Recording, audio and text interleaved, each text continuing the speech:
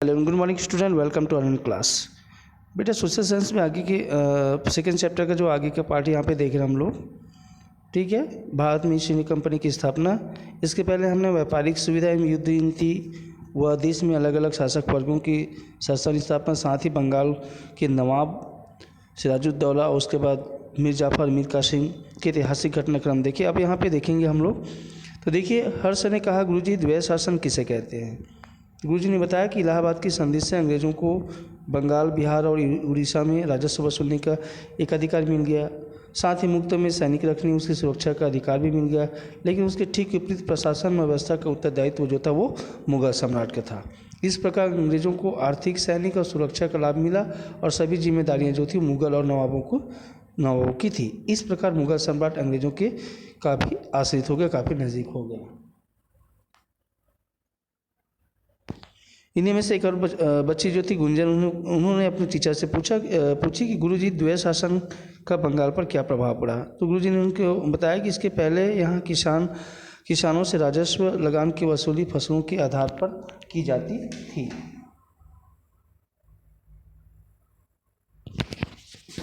अब अंग्रेज भूमि के नाप के आधार पर लगान वसूलने लगे। कम खर्च में लगान वसूलने एवं कंपनी के लिए सालाना एक निश्चित आय प्राप्त करने के उद्देश्य से उन्होंने लगान को ठेके पर देना शुरू कर दिया। अब जनता से ठेकेदार मनमाना लगान वसूलते थे और उसमें से एक निश्चित मात्रा अंग्रेज़ों को देते थे। इस प्रकार ठेकेदार और कंपनी के कर्मचारियों ने बंगाल के किसानों का बहुत शोषण किया। फिर 1770 में बंगाल में अकाल पड़ गया। ठेकेदार किसानों से लगान वसूलते रहे। संसद ने 19 जून 1773 में रेगुलेटिंग एक्ट पास किया गया। ठीक है, इसको अंडरलाइन करके रख लेंगे। रेगुलेटिंग एक्ट जो है वो कब पास हुआ? 1773 में। ठीक है, इसको पास करने वाले जो गवर्नर जनरल जो थे वो वॉरेन हेस्टिंग्स था। और उनके साथ ही साथ जो अंग्रेज़ों का सीधा शासन स्थापित करने के पश्चात कलकत्ता को अपनी राजधानी बना लिया गया। फिर उन्हीं में से एक और बच्चा था केजू, उन्होंने अपने टीचर से क्वेश्चन किया कि गुरुजी गवर्नर जनरल बनने के बाद वॉरेन हेस्टिंग ने कौन कौन से कार्य किए। तो उनके टीचर ने बताया कि वॉरेन हेस्टिंग ने अन्य भारतीय शासकों से भी लड़ाइयाँ शुरू कर दी। उन्होंने अवध, मैसूर, मराठा आदि सभी देशी राज्यों के साथ समयानुसार दोस्ती, युद्ध, संधि आदि की नीति अपनाई, क्योंकि पूरा भारत जो था अलग अलग राजवंशों में बटा हुआ था। मतलब अलग अलग क्षेत्रों में जो था अलग अलग राजवंश जो थे वहाँ पे शासक कर रहे थे। तो जितने सारे जो शासक जो थे उनसे कहीं दोस्ती किया या युद्ध किया या संधि किया। इसी प्रकार से जो है मैसूर के जो शासक जो थे हैदर अली, उससे युद्ध करके संधि किया। प्रथम अंग्रेज मैसूर युद्ध जो था 1767-69 मद्रास की संधि से समाप्त हुआ। संधि की प्रमुख शर्तें में बाह्य आक्रमण पर एक दूसरे से सहयोग देना था, किंतु जब पेशवा ने मैसूर पर आक्रमण किया तो अंग्रेजों ने हैदर अली का साथ नहीं दिया, जिससे हैदर अली हार गया।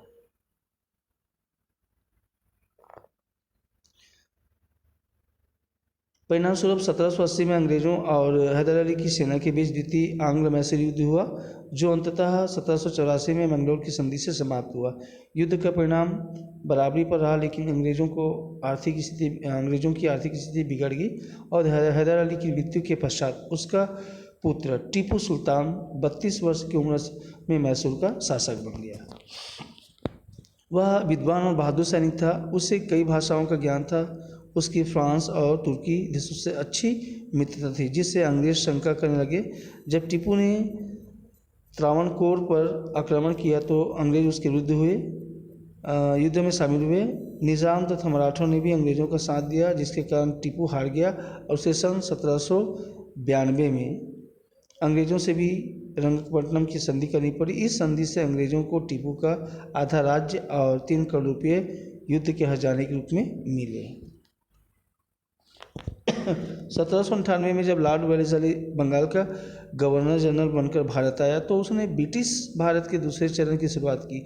इसके लिए उसने जो साम्राज्य विस्तार की नीति अपनाई थी, उसमें भारतीय इतिहास में सहायक संधि के नाम से प्रसिद्ध है। इस संधि के 2 उद्देश्य थे। कंपनी द्वारा विजित यानी कि जीते हुए जो क्षेत्र जो है उसकी रक्षा करना। दूसरा, कंपनी राज्य के चारों ओर विश्वसनीय देशी राज्यों की दीवार खड़ी करना। संधि की कुछ शर्तें इस प्रकार से है। पहला कि सहायक संधि स्वीकार करने वाले प्रत्येक राज्य को अपने पास अंग्रेज सेना रखनी पड़ती थी, जिसका खर्च राज्य को उठाना पड़ता था। दूसरा, अपनी सेना से अंग्रेजों के अतिरिक्त सभी यूरोपीय लोगों को हटाना आवश्यक था। और तीसरा शर्त था कि एक अंग्रेज रेजिमेंट अर्थात प्रतिनिधि रखना आवश्यक था, जिसकी सलाह से वे शासन कर सकते थे। चौथा था कि अन्य देशों से कूटनीति संधि करने के पहले अंग्रेजों से अनुमति लेना जरूरी था। और पांचवा था, कंपनी को वार्षिक कर देना पड़ता था। वेलेजरी ने अपनी सहायक संधि का क्रियान्वयन सबसे पहले हैदराबाद के निजाम से, फिर अवध के नवाब से किया। जब उसने मैसूर को इसके लिए बाध्य करना चाहा तो टीपू ने संधि करने से इनकार कर दिया, अतः अंग्रेजों ने मैसूर पर आक्रमण कर दिया। फिर 1799 में चतुर्थ अंग्रेज मैसूर युद्ध हुआ, जिसमें बहादुरीपूर्वक लड़ते हुए टीपू सुल्तान वीरगति को प्राप्त हुए। अंग्रेजों ने मैसूर राज्य पूर्व नाडियार शासकों को ही वापस कर दिया, जिन्हें हटाकर हैदर अली मैसूर का शासक बना था। उससे सहायक संधि कर अप्रत्यक्ष रूप से आधिपत्य स्थापित कर लिया। इसी तरह कर्नाटक, तंजौर, सूरत आदि राज्यों को भी अंततः ब्रिटिश साम्राज्य में मिला लिया गया था। और ये जो तोप है, बाघ के आकार की नुमा जो है, टीपू सुल्तान के तोप है। युद्ध के समय इसका उपयोग किया जाता था। उनमें से एक और बच्चा था तुषार। उन्होंने कहा, गुरुजी इसके बाद क्या अंग्रेजों ने पूरे भारत पर अधिकार कर लिया? तो गुरुजी ने उन्हें बताया कि नहीं, ब्रिटिश शासन के सामने अब मराठा शक्ति ही शेष बची थी। उनमें से पारिवारिक संघर्ष चल रहा था। वेलेजरी ने उसका फायदा उठाकर संधि का प्रस्ताव रखा। फिर 1802 को बेसिन की संधि हुआ, जिसमें पेशवा बाजीराव द्वितीय ने अंग्रेजों की शर्त स्वीकार कर ली। इधर अंग्रेजों की सिंधिया और भोसले से भी युद्ध 1802 से 1804 के बीच हुआ, जिसमें अंग्रेज विजय रहे। इस प्रकार अंग्रेजों और होलकर के बीच तृतीय अंग्रेज मराठा युद्ध 1804 से 5 तक हुआ, जिसमें अंग्रेजों की हार हुई और उन्हें भारी नुकसान सहना पड़ा। इस तरह अंग्रेजों ने सिंधिया और गायकवाड़ को भी संधि करने के लिए विवश कर दिया। उनमें से एक और बच्ची जो थी आर्या। गुरुजी क्या सभी राज्यों ने उनसे इसी तरह संधि कर ली थी? तो गुरुजी ने कहा, नहीं, ऐसी बात नहीं है। इन अपमानजनक संधियों के कारण मराठों का स्वाभिमान पुनः जाग लगा। अब ये अंतिम और निर्णायक युद्ध लड़ने के लिए तत्पर हो गए। फलतः चतुर्थ आंग्ल मराठा युद्ध 1817 से 1818 प्रारंभ हो गया। इस युद्ध में पेशवा, होलकर और भोसले की संयुक्त सेना को पराजय का सामना करना पड़ा और मराठा शक्ति का अंत यहीं से हो गया। इसके बाद क्रमशः फ्रांसिस रोडन हेस्टिंग्स और विलियम बेंटिक बंगाल के गवर्नर जनरल बनकर भारत आए। उन्होंने युद्ध के सुधारवादी और आर्थिक विकास की नीति के साथ शासन प्रारंभ किया।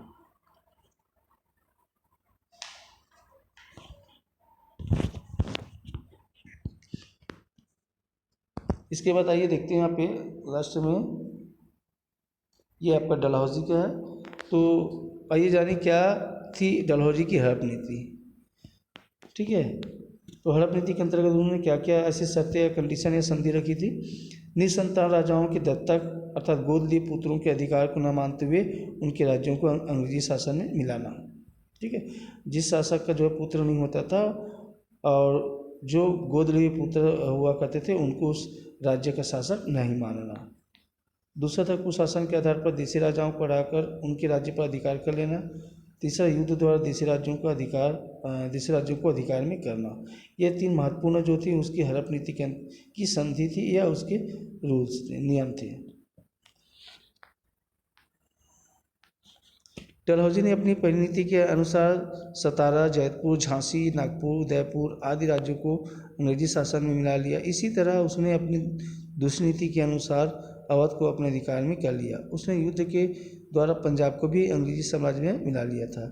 लॉर्ड डलहौजी के शासनकाल में कुछ प्रशासनिक सुधार के कार्य भी हुए, जिसमें से डाकतार की स्थापना, कमिश्नरी प्रणाली लागू करना, परिवहन एवं संचार के क्षेत्र में सुधार, शिक्षा आयोग का गठन।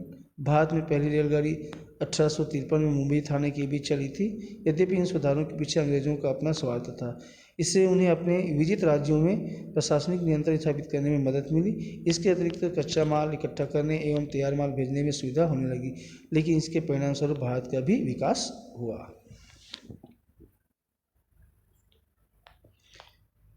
लॉर्ड डलहौजी की हड़प नीति के परिणामस्वरूप भारत के देशी राज्यों में असंतोष व्याप्त हो गया, जो सन 1857 के आंदोलन के कारणों में से एक प्रमुख कारण था। इसके बारे में हम अगले अध्याय में विस्तार से पढ़ेंगे। ठीक है, 1857 मतलब याद आ गया। भारत में स्वतंत्रता की लड़ाई जो है 1857 से ही प्रारंभ माना जाता है। ठीक है, okay, that's all, good day.